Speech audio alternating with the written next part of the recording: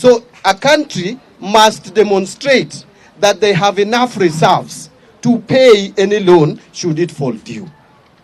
Now, Kenya for a long time has had only 2 billion, 3 billion US dollars. 2 billion, 3 billion, which is just 1 month cover of imports. Because for us to buy imports, we must pay in hard currency. Right now, we have in the central bank reserves of 9.5 billion USD, which would cover our imports for 4 months, 4.9 months. That's almost 5 months. Now, as I conclude, someone will ask, Mbadi, you are telling us all this. The shilling is stable, yes. All these things you are telling us. Moody has rated you positively. Where is money in my pocket? Yes. I know that was going to come here, to come up here. Mr. Speaker, if I still have a few minutes, maybe 2 or 3, then I call my colleague. It is true that Kenyans are struggling. It is true that economic times are difficult. Even though this government has done something positive in the area of agriculture by encouraging production. Today, we are producing 61 million bags of maize. That is what we produced in 2023, up from 30 million bags a year before. That is double. And we are projecting maize production to be at 74 million bags. That is what would satisfy the population of this country. But even with all that, Kenyans are still feeling they don't have money in their pockets. One of the reasons, there are 3 reasons that I will talk about, and what we are intending to deal with those 3 problems. Problem number 1 is the simple reason that because banks have not been able to give money to the private sector cheaply, private sector has not been borrowing money from the banks to expand their businesses, to create job opportunities. So many of our youth, that is why we have now today 3.4 million Kenyans who are supposed to be working are not working. This is because businesses are not expanding. The government has been borrowing money expensively, and therefore banks also loan money to private sector even more expensively. You have started seeing banks lowering interest rates because of the deliberate efforts taken by government to reduce government borrowing and reduce interest rates so that private sector can borrow money, create job opportunities for many of you. You see, you may be earning the same salary, 100,000. But if your sister is unemployed, your brother is unemployed, they will all depend on your 100 shilling. You will not see money in your pocket. The money may not have disappeared from your pocket. It's still there. It is still the same 100. But the mouth it is feeding is a lot. Therefore, we must make sure that we create space for employment for more people so that we have more income. Number 2 is the issue of salaries. We brought SHA, we brought housing levy. Is that not correct? It shrunk your pay slips.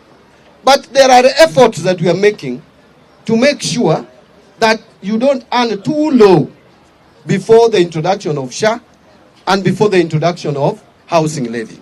Today, when I appeared before national television, I said with the amendments that we did in December, which some people were opposing, it has provided some relief, maybe not 100%, but we have moved towards reducing the burden, the tax burden on your pay slips. So when you are told that there is no effort, it is not true. How I wish some of you could just take a calculator and calculate if you are earning 100,000 shillings.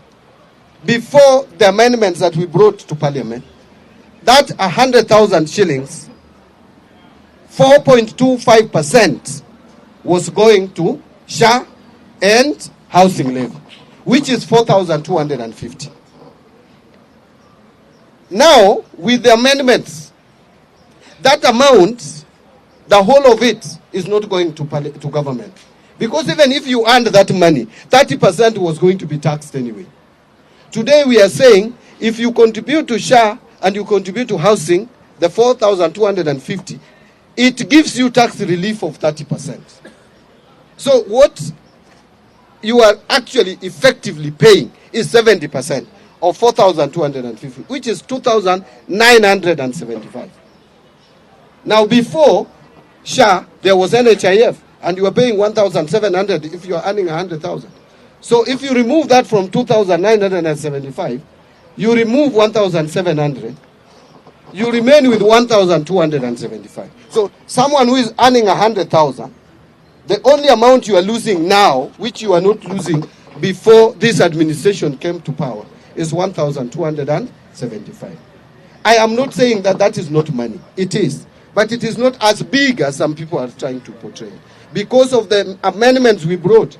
We also brought amendments that if now you retire or you are laid off and you are given your gratuity, it should not be taxed. Now you take your money and go home. Pension is now not taxable. Even if you retire, so long as you retire procedurally. Money that you contribute to the health insurance scheme, post-retirement scheme, is also now giving you relief. So there are so many things we are trying to do, and we will do more. Finally,